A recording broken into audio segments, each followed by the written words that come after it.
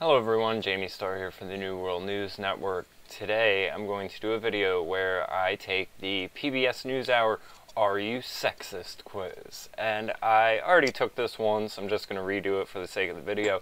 I think it would be much better off called the Are You Chivalrous quiz.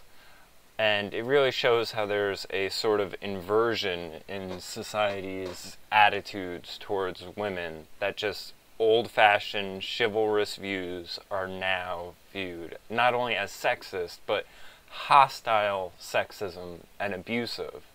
So, also, before I get into this, all the usual nonsense, check the links below, subscribe to my channel. I'm going to be putting out a Patreon soon and starting doing podcasts. I did a sort of practice run through the podcast last night. I'm also going to have a video addressing all of this police violence, Black Lives Matter nonsense, and how the purge basically is starting, coinciding with the movie coming out.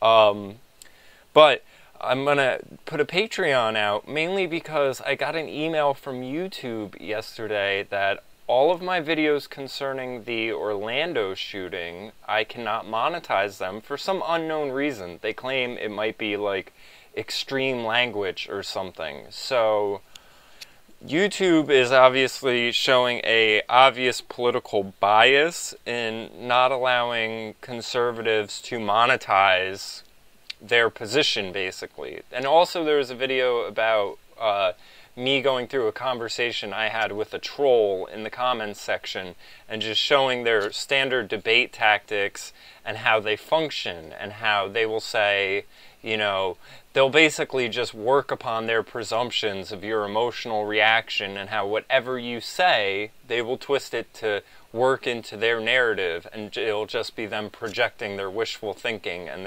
what they're hoping to achieve.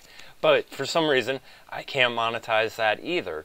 And they're very vague about their reasons. I can dispute it, but I get so nervous with disputing YouTube that I'm just going to have my whole channel shut down. So that's another reason why I'm going to switch to doing longer, maybe 2-3 hour chunked podcasts where I cover a bunch of things. They'll be available on Soundcloud in audio format and on torrent sites. Really trying to pick this up, bring it to a next level, take it to the next level. And so lots of stuff is going to be coming. Keep an eye out for all of it. Subscribe to the channel. So, on to the quiz. Overt prejudice against women is hard to miss, but decades of research suggests that subtle sexism can be just as damaged, but often go unnoticed. Peter Glick of Lawrence University in Ableton, Wisconsin, and Susan Fisk of Princeton University have spent 20 years studying the subject. In 1996, they published a study of the Journal of Personality and Social Psychology that introduced a theory they call ambivalent sexism. The idea behind it is sexism is multidimensional and more nuanced than many people realize, and it comes in two forms, hostile and benevolent. Hostile sexism describes behavior that overtly threatens, intimidates, and abuses women. Benevolent sexism describes positive attitudes and actions that men take towards women that are based deep down in feelings of superiority and dominance. Or, as others would like to call it, basic biology. And, The other thing that really bothers me is, when you have these scientific communities coming up with these sort of notions, you saw my video, Evolution is a Religion. And again, we do acknowledge that there is a level of microevolution, adaptation to survive in environments. Why they don't think that the traditional roles of male and female are evolution and the sexes adapting and finding a way to survive together, that idea is just, well, that must be a sexist idea, I guess. So, in short, hostile sexism represents the ideological stick, and benevolent sexism represents the carrot that men use to reinforce the gender status quo. And yes, under my supreme commander rule and dictatorship, all these people will be exiled. So, many women have a quality of purity that few men possess. Now, I don't like this question. I don't know what they mean by purity. you know, if I were to say a level of purity in themselves, you look and there are, you know, women who wear makeup. I see them as diluting the purity of their beauty by doing so. You know, they do have a sort of nurturing compassion. They, in some cases, except if they're extremely propagandized and radicalized, they are generally less hostile, more passive, but purity in terms of what? So this is a very, this was the only tricky question, where many women have a quality of purity. I don't know what they mean. If they mean, you know, are women virtuous and things like that, I guess I would agree. So we'll go agree somewhat. Women should be cherished and protected by men. Well, of course. I mean, you don't see women signing up for the draft, do you? Women seek to gain power by getting control over men. Well, obviously, because, you know, the whole feminist battle is them pointing at men and saying, you have this, I want this.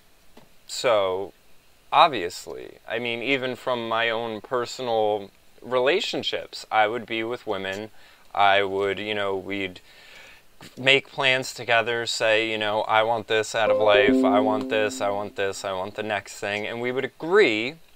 Then there would get to a point where, you know, for example, I want a straw bale house. I want to live off the grid. It's cheaper, it's more efficient, it's more sustainable. I think it's a better quality of life. I've never heard a story of anyone who lived in a megacity who then went off the grid who said, this was the biggest mistake I ever made. In fact, they say the opposite. So then these women, as their, you know, college roommates, would be getting apartments and, you know, not owning land or anything like that, and just doing things that I see as sort of running in a hamster wheel to never really own anything or have anything of your own. They would want that, and I would have a problem with it. And then these women would tell me, well, you know, in my family, we believe in traditional, you know, concepts that the men should be the provider. Hey, I'm cool with that. But I'm going to provide what I think is best for my family, and if you have a problem with that, go find yourself a beta male cuck somewhere else that you can just point to and say, give me that, give me that, give me that, because you're oh so independent. So I have a problem with women thinking I'm just going to shovel money out to them and just, you know, appease them, while at the same time they're going to say, well, I'm going to be independent and I'm going to work for my money, but I'm not going to pay the bills because I need my money for fun stuff like clothes and immediate reward and satisfaction because that makes me feel good. You need to provide my security. I need to provide for my level of fun. That's not balanced whatsoever. That's called trying to have your cake and eating it too. If you want a man to provide for you, you need to trust that they are able to provide for you in the way that they feel best. I have plenty of friends who, you know, a close friend of mine had an opportunity to get a house with a business attached to it. It was in a different state. The mother of his child said, I don't want to move. We have friends and family here. Again, emotional reasons. As soon as the offer for the house goes off the table, you know what? She says, we should have moved. I wish we had moved. That right there exemplifies why, you know, you'll hear me say things that sometimes women should not be involved in making certain important decisions because their need for social approval and the emotional side will stop them from choosing these things that they will then turn around and regret. And in a situation like that, what does that then create? Resentment, obviously. So, strongly agree. Every man ought to have a woman who he adores. Obviously, I mean, what do you want? A woman you dislike? Men are incomplete without women. I agree with this too. I think, you know, that's why you've had traditional family dynamics all through the centuries and everything. It's a yin and yang relationship. Women exaggerate problems they have at work. Yes. Obviously, because again, they are emotionalizing the issues. You want a big example of this? The pay gap. They emotionalize the pay gap and think that it must be sexist rather than it being different life choices. Once a woman gets a man to commit to her, she usually tries to put him on a tight leash. Yes, we all have stories of men that, you know, get with a girl, no longer speak to their friends, no longer, you know, I have plenty of examples. A handful of my friends, I have a friend who's in a battered men's shelter right now. So I have 3 other friends who are all in abusive relationships, and it's all the woman doing the abusing. So I agree. I won't say I strongly agree. There are some examples that this doesn't happen, but these are the happy relationships. When a woman loses to a man in fair competition, they typically complain about being discriminated against. Of course, again, the pay gap. Many women get a kick out of teasing men by seeming sexually available and then refusing male advances. Yes, this is commonly known as friend zoning. Women compared to men tend to have superior moral sensibility. No, in fact they don't. Because, and this is why you have statistics like single mothers have children that are 70% more likely to be arrested or on drugs or things like that, because they have superior emotional sensibility. You know, I see it even within people in my own family and how they deal with their children. They will go through what I call the misbehaving game, where there will be a half hour of, you know, don't do this, I'm telling you, don't do it, don't do it, go ahead, if you do it, you'll see what's going to happen. So again, it's don't do it, do it with a underlying threat, and then I'm going to count to 3, 1, 2, you don't want me to get to 3, 3, okay, stop, alright, I'm going to take this away from you, take away your privileges, this, and that, and then the next day they have the privileges back because they can't stand seeing the child upset because of the emotional superiority. So, strongly disagree with that. Men should be willing to sacrifice their own well-being in order to provide financially for the women in their lives. Yes, completely agree with that. Feminists are making unreasonable demands of men. Yes, because they don't want people judged on the basis of how they work or the content of their character. They want us to just say, oh, vagina. Vagina means right.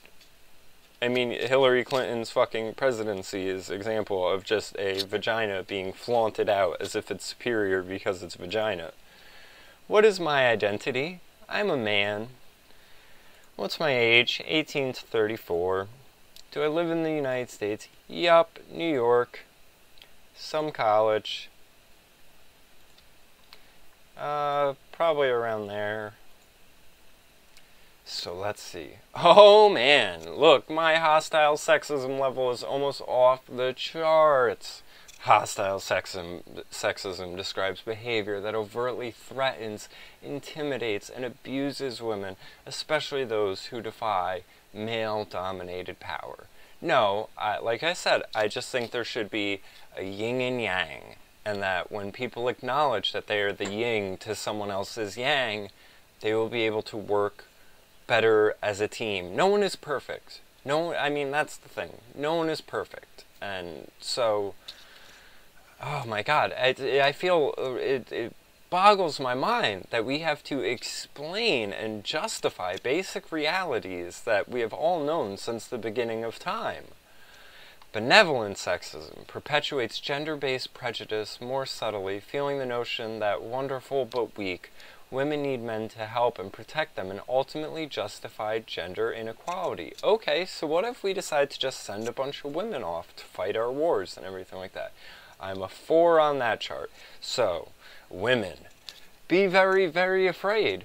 Be very afraid because I might abuse you by wanting to provide for you.